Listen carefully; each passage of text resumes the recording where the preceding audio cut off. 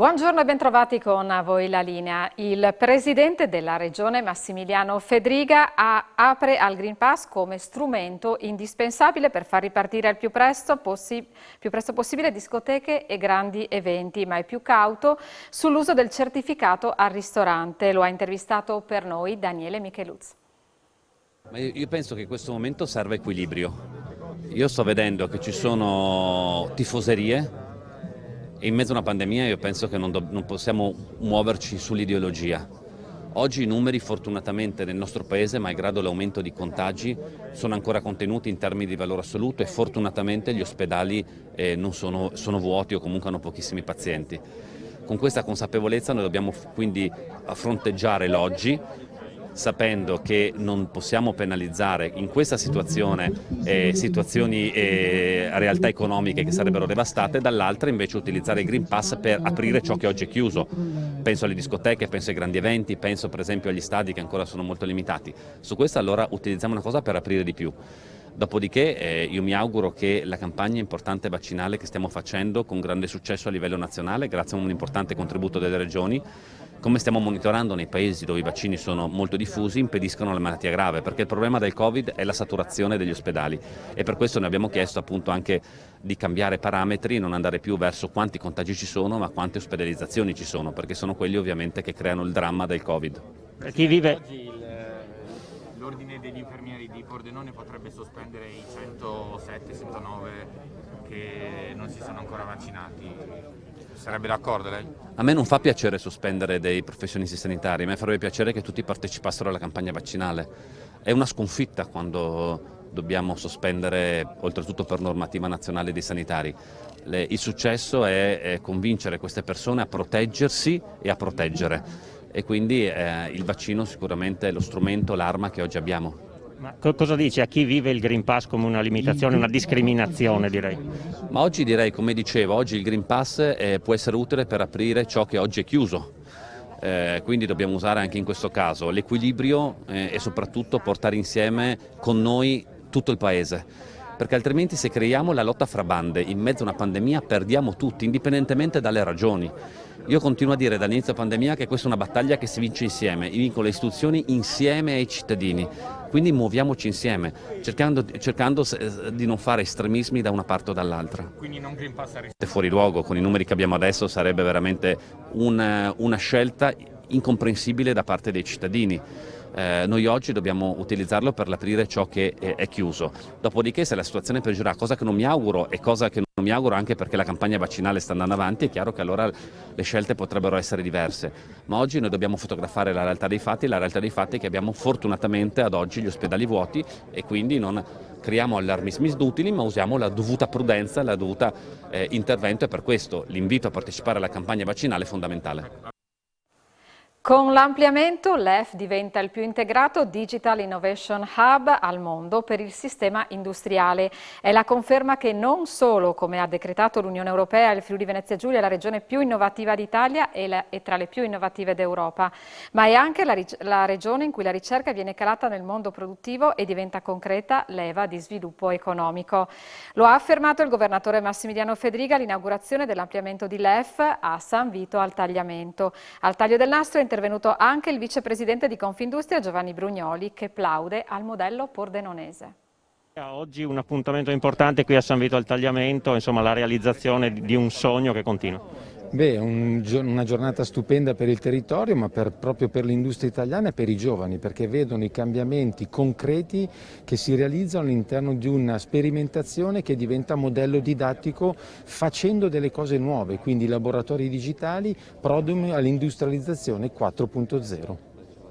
Bini, assessore al turismo e alle attività economiche della regione Friuli Venezia Giulia, oggi un'inaugurazione importante, fondamentale per dare nuovo impulso, soprattutto innovazione alle nostre imprese.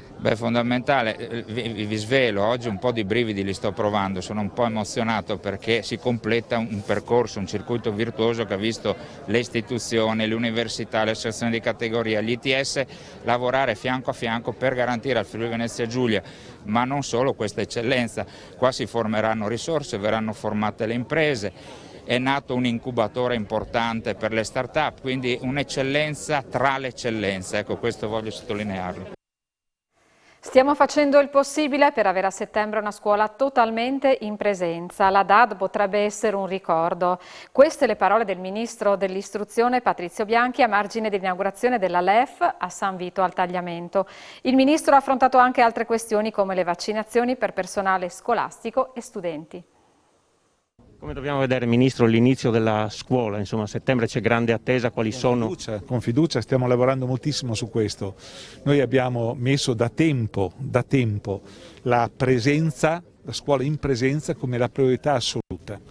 La priorità assoluta perché la scuola è in presenza. Noi l'abbiamo detto fin dall'inizio, quando durante l'ondata ultima abbiamo voluto che i bambini rimanessero a scuola, quando abbiamo limitato al massimo per gli altri e quando abbiamo voluto fare gli esami in presenza. Poi la scuola d'estate, che è stato un grande successo, ha permesso di recuperare moltissime delle attività perdute. Stiamo lavorando, abbiamo più di 1 miliardo già investito per la sicurezza, abbiamo investito per le persone, abbiamo investito per i trasporti e quindi siamo pronti. Vaccini ai bambini, mascherine si dovranno ancora utilizzare, misure di sicurezza, quali saranno? Il CTS ci ha detto che bisogna utilizzare tutte le misure di sicurezza possibili, questa è materia del CTS, per il resto ovviamente è il collegio e il governo che riunione collegiale si riunirà per tutte le altre misure se ve ne sarà bisogno. Ministro, il CTS è stato abbastanza esplicito, non l'ha detto, non l'ha scritto chiaramente, ma ha detto vanno vaccinati i docenti.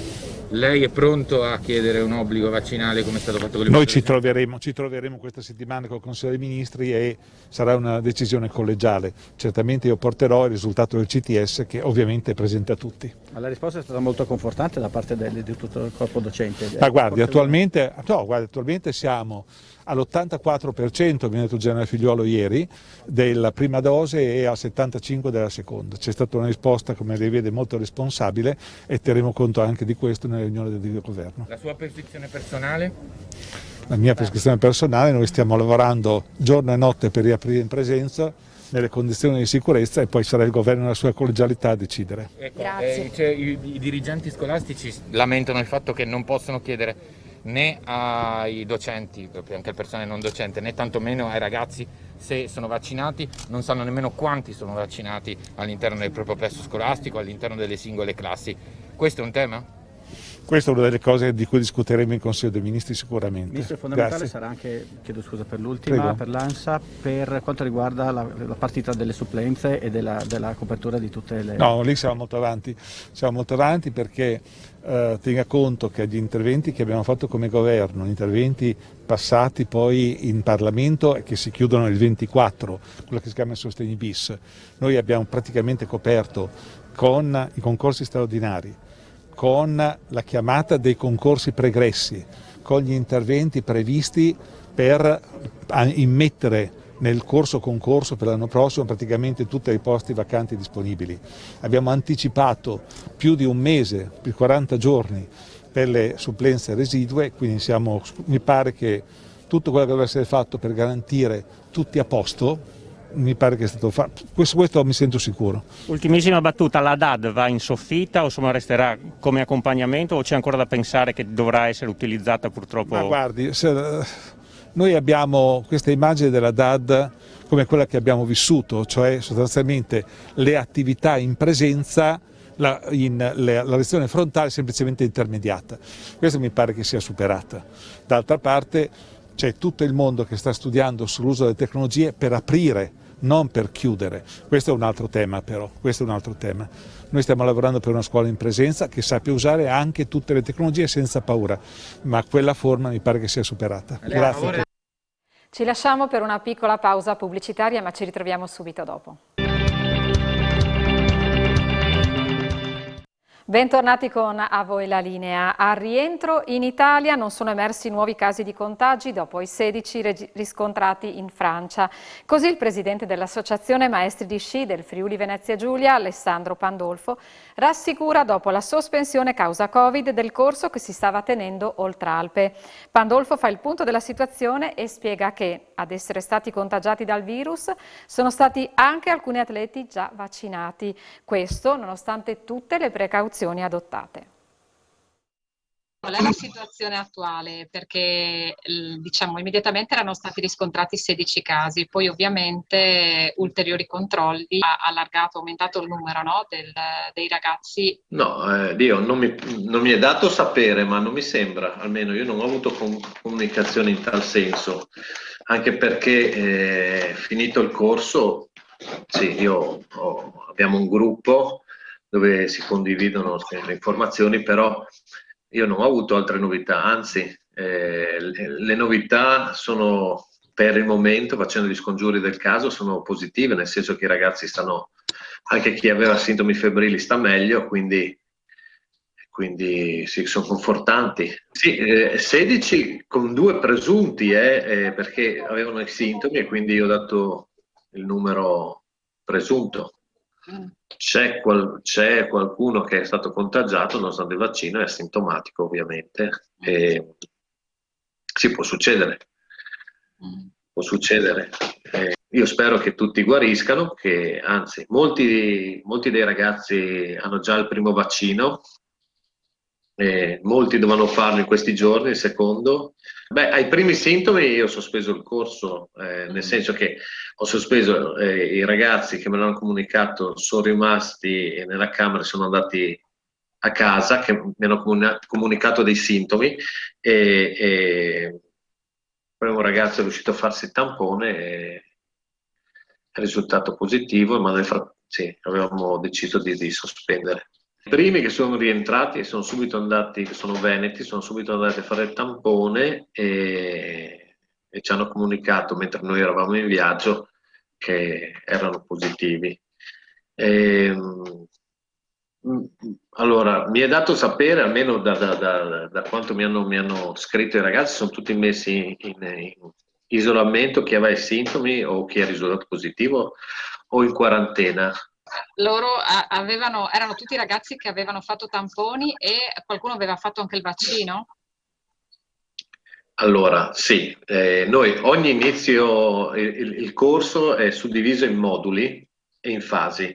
Ogni fase, quindi ogni settimana, no, che noi facciamo, quando si inizia il corso, gli allievi maestri devono presentarsi muniti di tampone con esito negativo evidentemente, e chi ce l'ha anche green card.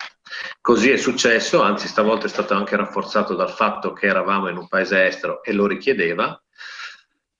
Abbiamo optato a livello di collegio per creare una bolla, in modo che arrivando tutti negativi e stando tutti insieme il rischio in entrata è sicuramente più controllato.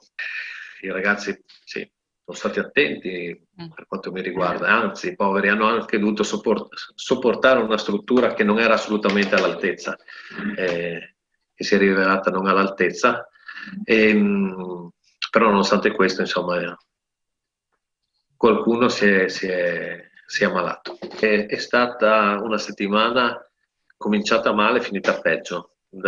Sotto tutti i punti di vista. Il tempo, il meteo non ci ha aiutato, la struttura si è rivelata per quello che non era stata presentata, il mangiare, proprio tutto. C'è stata la partita domenica, per cui puoi immaginare degli italiani all'estero in una finale Coppa d'Europa, che anche quello probabilmente non ha aiutato, però i ragazzi erano lì, non è che sono andati in giro. Noi per senso di responsabilità abbiamo deciso di fare subito un comunicato stampa, anche perché vista la situazione pandemica abbiamo ritenuto di dare comunque informazione in modo di non tenere all'oscuro, perché secondo me bisogna essere assolutamente trasparenti in questo periodo. Una convenzione quadro per lo studio e la ricerca delle autonomie regionali e delle regioni a statuto speciale è stata siglata oggi a Udine tra Università, Consiglio regionale FVG e Trentino Alto Adige e Valle d'Aosta. Ci colleghiamo con Marco Pasquariello che ha seguito l'evento per noi.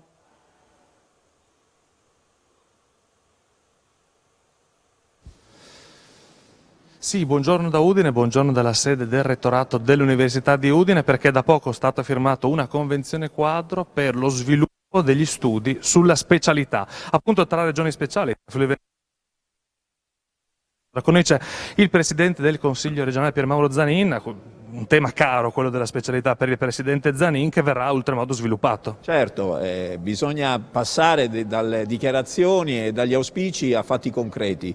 Questa convenzione tra le 3 regioni a statuto speciale alpine e la nostra straordinaria università mette proprio i ferri in acqua, perché si tratterà di proporre, visionare, implementare alcuni argomenti fondamentali della specialità. La specialità in un momento che magari viene attaccata da un neocentralismo va invece rilanciata attraverso una rivisitazione dei rapporti finanziari tra lo Stato e le speciali, attraverso una riflessione sulle zone franche che possono essere il leitmotiv per rilanciare economicamente queste aree, non farle solo sviluppare a fini turistici, il problema del rapporto tra le regioni speciali e il sistema delle autonomie. Le regioni speciali hanno competenza primaria nell'ordinamento degli enti locali e quindi capire come si fraziona poi questa specialità fino ad arrivare proprio al cittadino, alle famiglie, alle imprese finali. E in ultimo una rivisitazione complessiva sul rapporto tra i consigli regionali e le giunte, in un momento nel quale le giunte vengono elette attraverso l'elezione del Presidente della Regione direttamente, va ripensato anche un ruolo del Consiglio regionale che rappresenta la comunità in stretta sinergia con l'azione amministrativa delle giunte. Quindi argomenti concreti, argomenti che riteniamo abbiano la possibilità e debbano in qualche modo trasformarsi infine in opportunità per i nostri cittadini, le nostre famiglie e le nostre imprese. Quindi attraverso semplificazione, sburocratizzazione, quindi un lavoro che sono molto contento di aver fatto oggi con gli altri colleghi. È stato contento sia stato presente anche il Presidente del Consiglio regionale della Sardegna, che prenderà insieme alla Sicilia anche il leitmotiv per poter fare anche questo lavoro nelle loro 2 regioni. Quindi una sottolineatura, un rafforzamento in realtà. L'obiettivo di questa convenzione appunto è di arrivare a rafforzare l'idea di specialità e sottolineare l'importanza. Certo, perché guardate, io credo che in un momento nel quale c'è una crisi forse degli stati sovrani, da un'altra parte c'è un ripensamento dell'Europa con la conferenza sul futuro dell'Europa, non più l'Europa delle banche e dei finanzieri ma l'Europa delle comunità e dei popoli. Credo che un ruolo fondamentale debbano svolgere proprio le regioni e le comunità regionali e in questo chi ha una tradizione di identità speciale come le nostre, basate sulla lingua, basate sulle condizioni geopolitiche, penso che possa essere veramente la locomotiva di questo treno che porta le nostre comunità e le nostre famiglie nel futuro in una nuova Europa, un'Europa che possa essere occasione per tutti. Benissimo, ringraziamo il Presidente Zanin, vi lascio con le parole del magnifico Rettore Pintone e poi restituisco la linea allo studio. Rettore Pintone, entriamo un po' nel dettaglio di cosa prevede questa convenzione quadro con le altre regioni alpine a statuto speciale. L'accordo prevede soprattutto di avere un approccio scientifico ai temi della specificità e dell'autonomismo. Quindi è evidente che questa è una cosa abbastanza importante per noi, effettivamente centrale, che si leghi l'attività cosiddetta di ricerca su temi che sono stati già sviluppati nel laboratorio sulle autonomie speciali da parte del nostro Dipartimento di Scienze Giuridiche con tematiche che sono di estrema attualità e che quindi vanno dalle questioni fiscali, questioni che riguardano lo spopolamento della montagna, le questioni transfrontaliere, quindi tutta una serie di ambiti in cui le specificità delle diverse autonomie anche che sono rappresentate da questi 4 enti trovano sostanzialmente concretizzazione. Quindi diciamo che per quanto ci riguarda l'importante è far parte di questa compagine per poter dare quello che è il classico contributo dell'università, che è attraverso l'attività di ricerca sviluppare poi della progettualità applicata a livello territoriale che viene declinata in quella che è la famosa terza dimensione. Ecco, l'accordo poi prevede una sorta di organizzazione, di governance come si direbbe, con un comitato direttivo che è fatto dai segretari generali e dal rettore pro tempore dell'Università di Udine o loro delegati, Ma quello che è importante, si allaccia a quanto dicevo prima, da un comitato scientifico che è fatto da studiosi, non necessariamente naturalmente solo dell'Università di Udine, c'è naturalmente l'Università di Trento ed altri, che quindi possono dare, sulla base della loro esperienza, un contributo significativo. Ecco, lei ha citato l'Università di Trento e proprio con l'Università di Trento l'Università di Udine ha avuto collegamenti importanti anche con altre università di questa regione a statuto speciale. Sicuramente con l'Università di Trento c'è un vecchio dialogo, io ricordo io stesso ormai una decina d'anni fa, insomma, sostanzialmente abbiamo dato vita a concretizzato un lungo rapporto di collaborazione nell'ambito della viticoltura e enologia, in ambito agroalimentare, creando il corso di laurea interateneo, anche non senza difficoltà ma con grande entusiasmo. Per esempio è una realtà molto bella, quella dell'Università di Trento e dell'Istituto a San Michele all'Adige, per cui questo ha dato vita a un vero e proprio centro di riferimento, se si vuole, per tutta Italia e non solo, quindi per noi è stata una cosa molto importante, però non dimentichiamo per esempio che alla base di questo accordo che è stato, a cui si è dato il calcio d'inizio, oggi ci sta la profonda collaborazione fra il nostro Dipartimento di Scienze Giuridiche e il Dipartimento di Scienze Giuridiche dell'Università di Trento. Con l'Università di Bolzano io posso ricordare solo che alcuni colleghi che erano qui con noi ora stanno svolgendo il loro compito lì, e sappiamo che l'Università di Bolzano per esempio è sicuramente molto qualificata, e quindi da un certo punto di vista con la Val d'Aosta lo faremo, ma è certo che anche questo tipo di attività consente di creare quella rete di cui soprattutto le istituzioni di ricerca, non solo universitarie, hanno estremo bisogno per sviluppare davvero la conoscenza, e che questa rete sia focalizzata attorno a obiettivi comuni all'autonomismo credo che sia una cosa più unica che rara. Non a caso abbiamo già avuto l'interessamento di altre regioni a statuto autonomo o autonome, quali sono la Sardegna e la Sicilia. Grazie mille. E anche per oggi è tutto, io vi ringrazio per essere stati con noi e vi auguro un buon pomeriggio.